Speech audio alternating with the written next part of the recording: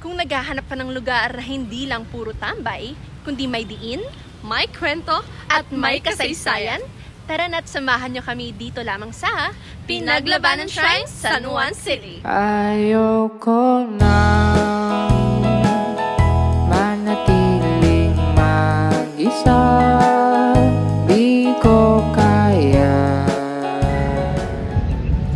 Ang Pinaglabanan Shrine dito sa San Juan City ay isang makasaysayang lugar dito sa buong Pilipinas. Dahil dito naganap ang unang labanan ng mga Katipunan laban sa mga Kastila noong 1896. Ngayon, ang Pinaglabanan Shrine ay hindi na lang lamang basta makasaysayang lugar, ngunit isang espasyo na rin para sa mga aktibidad tulad ng pag-eehersisyo, paglalakad, pagbobonding, relaxation o kaya naman pag-aaral. Malawak ang parke, may mga bukas na espasyo at napakapayapa ng kapaligiran na parang pahingi ito mula sa abalang buhay sa lungsod.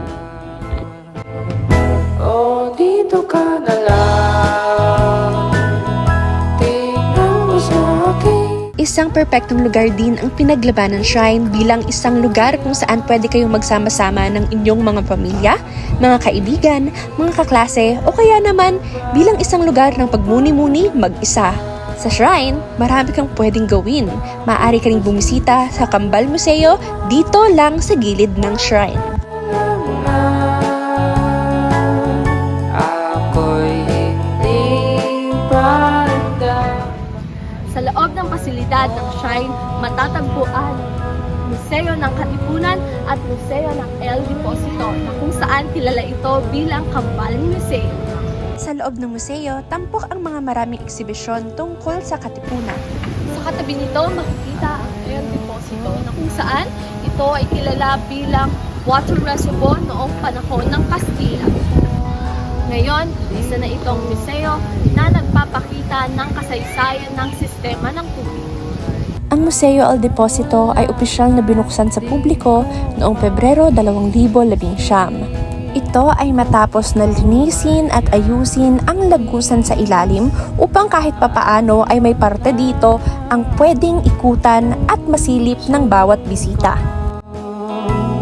Ako'y maluluha sa'yo kung ikaw ay linisan. Ako'y nasanay na sa'yong mga mata. Oh, dito ka na lang, tingnan mo sa aking mata. Di ko kaya, ako'y iwan mo ba? Oh, wag naman agad. Bakit ba sinasabi mo?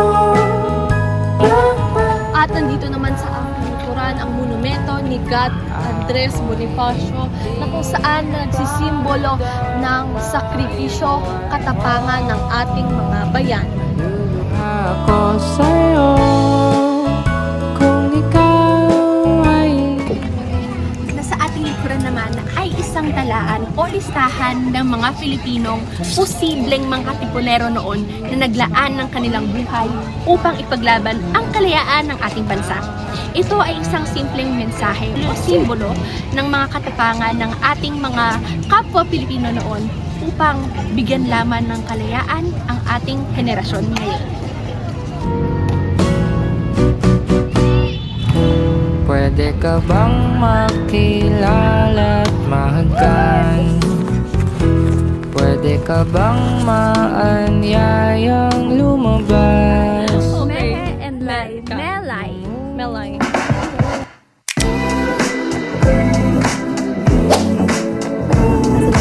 Katatapos lang namin maglibot-libot. Yes, and we find us ngayon, pahinga naman muna. Yes. Ako, dito talaga ako lumaki sa San Juan. So, matagal ko na itong alam. Pero dahil bilang San Juanenyo ako, gusto ko, ang aking taga-Caloocan na friend, aking kaibigan, ay ma-enjoy at makagala dito sa San Juan. Kasi pangalawang beses niya palang dito. Kasi nung nakaraan, tanghali yun. Kaya tapos ang dami naming pinuntahan. Yes. Ngayon, syempre, focus. Dito talaga Magpo-focus tayo aking dito mga sa shrine. pinaglaban. Ano yung mga bagay na hindi pa lingid sa kaalaman ng mga hindi taga dito. Yun, sa mga gustong makaalam. Sa akin talaga, ang dapat lang talaga malaman ng mga tao, bukod sa, ang San Juan talaga ay nasa gitna ng Metro Manila, kaya talaga siya ang puso or the heart of Metro Manila. Pero, bukod pa doon, siguro, yung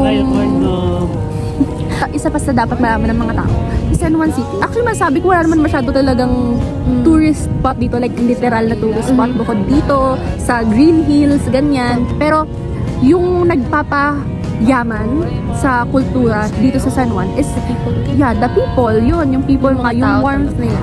Kumbaga, hindi ko alam kung bakit, pero sobrang kalmado ng atmosfera dito sa San Juan. Wala namang perpektong gobyerno, pero pakiramdam ko, Pero, naggagawa ng gobyerno dito yung tamang pamamalakad talaga para mas maging mayaman lahat ng resources. Masarap mapunta sa isang komunidad na alam mong nag-aano, diba? O nag-i-improve. as a San Juanenyo, dito ikaw lumaki. Ano yung mga memorable na moments? Nung junior high school ako, kasi bago pa yun mag-pandemic eh. So, ibang-iba yung buhay dati bago mag-pandemic, tsaka pagkatapos ng pandemya, di ba? Junior high school pa lang kami noon, parang grade 8, grade 7. Kaya, syempre, batang-bata, after klase, diretso dito, tambay, kasama yung mga kaibigan, ganyan. Tapos, lagi kami nakatambay dada sa museo ng Katipunan. Dati wala pa yung El Deposito. Hindi pa siya bukas sa public kasi naayos pa yung reservo sa baba para pwedeng galaan. So, museo talaga ang pinupuntahan namin kasi may aircon doon. Tuwing nalabas kami, mainit pa. Kaya dumadaan kami sa museo ng Katipunan para magpa-aircon. Ikaw, di ba, syempre second time mo dito. Nung nakaraan, di naman tayo nakagala, napadaan Totoo. lang. Pero ngayon, na nakapag-stay ka, ganyan, nakapaglibot ka, ano yung feeling? Especially dito. Or yung right? favorite Oo. ko? Siguro yung eto mismo, etong place na to. Kasi kung makikita nyo sa likod, ayan, makikita mo yung mga tao, meron yung naglalaro. Tapos, alam mo yung mga tao, may nagjo-jogging. Kung ano yung mga ginagawa nila. And, ayun, parang yung mga tao itself, parang nagsisimbolo ng wala lang, warmth. Wala lang, natutuwa lang ako sa mga tao. Parang alive na alive yung place. Iba't iba yung ginagawa nila. Yung mga pumupunta dito para mag-bonding with their fam, naglalaro, with friends, ayan. May mga nakikita din akong nag-aaral. Which is good kasi yun nga, di ba, yung maghahanap ka ng place na para sa lahat. Pero at the same time, hindi yung overcrowded. Kasi ngayon sa panahon natin, wala na masyadong lugar na kumbaga walkable, ganyan, na pagtatambayan mo. Kaya shrine is one of the few or ilan sa mga lugar lang na pwede nating tambayan nang walang, yung malayo sa pollution. Sobrang dami kasing puno. Kaya ramdam mo pa rin yung freshness, kalmado. Pag nandito ka shrine, na-feel ko na, alam mo yun, yung buhay, hindi kailangan madaliin. Totoo! Ano yung special dito at wala sa iba. Di ba nga, itong place na to, kumbaga yung San Juan is the heart of Metro Manila. Para sa akin, yung special talaga sa noon.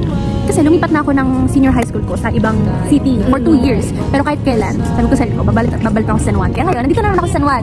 Kasi hindi ko talaga siya maiwanan. Siguro para sa akin kaya siya special. Kasi dito ko lang nararamdaman yung yun nga, payapa talaga siya. Parang wala kang Makikita kailangan mo. alalahanin. Tapos, yung mga tao dito. Mararamdaman mo yung walang galit, walang poot. Kalmado talaga. Parang lahat sila may Saling sarili-sariling business. mundo, Tama. Sobrang gulo ng mundo. So parang dito sa San Juan, napapakiramdaman ko na wala masyado nakikialam sa'yo kung ano gusto mong gawin mo. Kung gusto mong trip mo sa buhay, hindi ka mapapakalman. Tsaka masaya maging masaya dito sa San Juan. Hindi ko alam kung bakit. Siguro pag nakarating kayo dito, magagets nyo. Sa'yong ganda habang ikaw ay natatawa.